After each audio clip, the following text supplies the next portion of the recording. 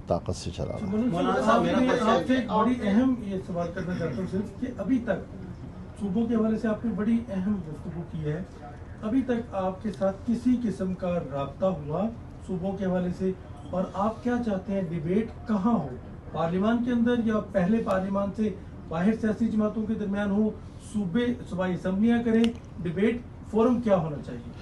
मेरा तो बस इस हद तक चलता है कि मैं लीडर ऑफ द अपोजिशन से कहूं कि वो एक एपीसी बुला लें, और अगर कोई रुकावट है उनके सामने तो फिर हमें इजाज़त दे, हम बुला लेंगे। लेकिन कम से कम कोई एक फोरम ऐसा होना चाहिए कि जिस पर मुख्तलिफ लोग बैठकर अपनी राय दें, अपनी गुफ्तगू करें, और मुल्क के जो हालात हैं, ज़मीनी हक़ाइक़ हैं, उसको सामने रखते हुए इसका तज्ज़िया होना चाहिए। और बेहतर ये है, जो मैंने तजवीज़ किया था कि पार्लियामेंट का या कौमी असम्बली का एक इन कैमरा इजलास बुला लिया जाए और हुकूमत बाकायदा अब तमाम ऐवान को ये बताए कि पाकिस्तान कहाँ खड़ा है। मेरे मगरबी सरहदात बंद हैं, मशरक़ी सरहदात मेरे बंद हैं, चाइना के साथ हमारा कारोबार बंद हैं, हमने उनकी इन्वेस्टमेंट ज़ाया की है, तो आज हम उनको दरख्वास्त कर रहे हैं कि 170 अरब डॉलर जो है वो हमें माफ़ कर दो। वो हमारी दरख्वास्त को मुस्तरद कर रहा है कि नहीं माफ़ करेंगे हम। ईरान जिन हालात से दो चार है उसमें वो पाकिस्तान की क्या मदद कर सकता है। तो इस तरह पाकिस्तान को महसूर बना दिया है। एक महसूर रियासत में इस वक्त पाकिस्तान के अवाम जो है वक्त गुजार रहे हैं। पता नहीं कितने कितने मील, इधर से भी ट्रक खड़े हैं, उधर से भी ट्रक खड़े हैं, फल ज़ाया हो गए, सब्ज़ियाँ ज़ाया हो गई, और जो ड्यूरन लाइन के साथ या हमारे फाटा के इलाके के जो ताजर लोग हैं जिनके कारोबार का इन्हिसार सिर्फ़ और सिर्फ अफ़गानिस्तान पर है, कोई दूसरा तरफ नहीं है, तो उन बेचारों ने कौन सा गुनाह किया है कि उन बेचारों का सारा कारोबार ही ठप हो गए हैं। वो बेचारे दर बदर फिर रहे हैं, बच्चों के लिए फ़िक्रमंद हैं। तो ये सारी चीज़ें ऐसी हैं कि इस पर हमें बाकायदा पार्लियामेंट को भी बुलाना चाहिए। अगर वज़ीर आज़म साहब पार्लिमानी लीडर्स को इन कैमरा बुलाकर उनसे बात कर सकते हैं तो पार्लियामान को बुलाकर उनसे बात क्यों नहीं कर सकते? इन कैमरा रहे, महफूज करे, कोई रिकॉर्डिंग उसकी ना हो, लोगों को आज़ादी से बोलने दे, ख़ुद भी खुलकर बात करे हमारे सामने, ताकि एक संजीदा माहौल के अंदर जज्बात से बालातर होकर हक़ाइक़ की बुनियाद पर उसको ज़ेर बात लाया जा सकता है। आपके हालिया बयानात में जिस तरह आपने तनकीद का निशाना बनाया, उसके बाद पाकिस्तान तहरीक इंसाफ के लिए राहें खुलना शुरू हो गई। सुहेल अफरीद साहब के इंटरव्यूज़ भी। आपने स्पेस की बात की, जो मुझे समझ आई है कि इस वक्त पॉलिटिकल स्पेस जो है वो नहीं है। सेकंड ईयर की लीडरशिप आप कह सकते हैं प्रेसिडेंट आसिफ अली जरदारी और मियां शहबाज शरीफ, चूँकि फ्रंट लाइन की जो लीडरशिप थी बेनज़ीर भुट्टो और इधर प्राइम मिनिस्टर साबिक प्राइम मिनिस्टर नवाज शरीफ। अगर आप इन कैमरा इजलास में एपीसी बुलवा भी लेते हैं, प्राइम मिनिस्टर ऑफ पाकिस्तान आपको ब्रीफिंग दे भी देते हैं, लेकिन वो जो आइन पे अमल दरामद है और फिर जो सियासी स्पेस है, क्या वो सियासी स्पेस मिल जाएगी? ये एक पेज पे आ जाएंगे आप लोग? नहीं, एक कोशिश तो हो। ये तो नहीं कि हम घरों में हाथ पे हाथ डाल के बैठे हैं। कोशिश तो हो। हम जो तजावीज़ देंगे वो इसलिए तो नहीं देंगे कि हमें पब्लिक सुन रही है और हम पब्लिक से वाह वाह की तवक्को रख रहे हैं, सहाफ़ी लोग हमारे बारे में क्या क्या टिकर चला रहे हैं, वो क्या ख़बरें हमारे बारे में फैला रहे हैं। ये चीज़ तो नहीं होगी ना।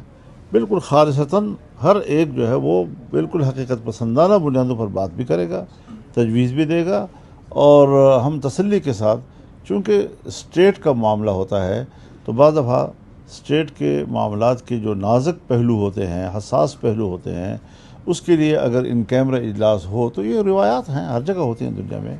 पीटीआई और जेयूआई के दरमियान कुछ मुलाकातें भी हो रही थी, बातचीत भी हो रही थी, और अभी हाल ही में तर्जुमान केपी के गवर्नमेंट ने कहा कि हमारे और उनके दरमियान उम्मीद है जल्द तहरीरी मुआहदा हो जाएगा। इस हवाले से कोई डेवलपमेंट है?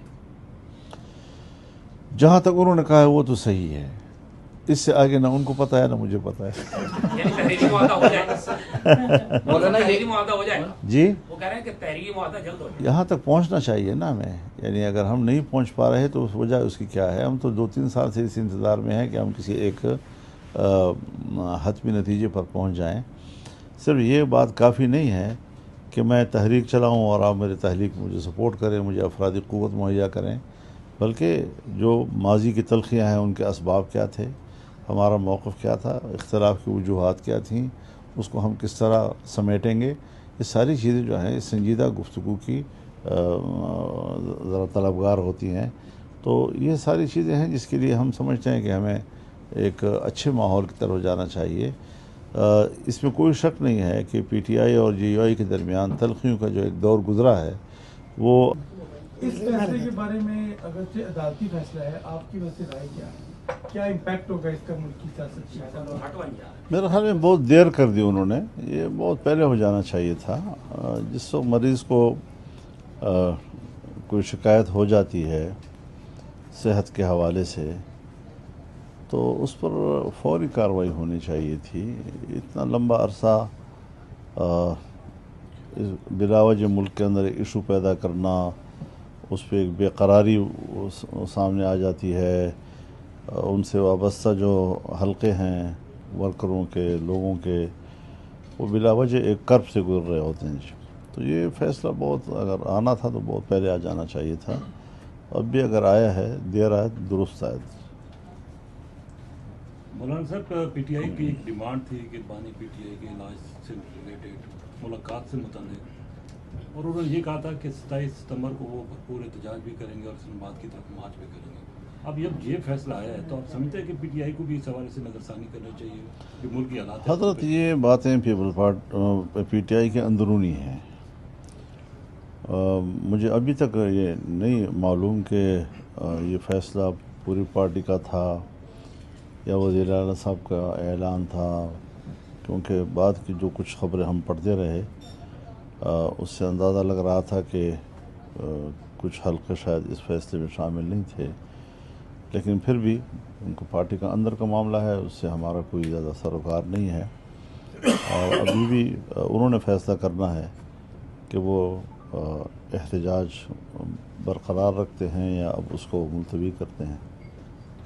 मौलाना साहब, सूबों के हवाले से बड़ी बहस चल रही है, आप समझते हैं कि इस वक्त ज़रूरत है और वाकई ये निज़ाम जो है वो नाकाम हुआ है जिसके लिए ये नए सूबे या इंतजामी यूनिट होने चाहिए? वज़ीर दाखिला का स्टेटमेंट भी इस पे आ चुका है। एक बात मैं पहले आप सहाफ़ियों से करना चाहूँगा जी, ज़रा मेहरबानी करें, आप मीडिया की दुनिया में हिमायत और मुखालफत इसकी लकीर न खींचें। ये डिबेटेबल एक इशू है और इस पर मुख्तलिफ़ पहलुओं से बात हो सकती है। उसूली तौर पर एक मसले की पोजीशन और होती है, अमली तौर पर आप जब आते हैं तो फिर उसकी सूरत और होती है।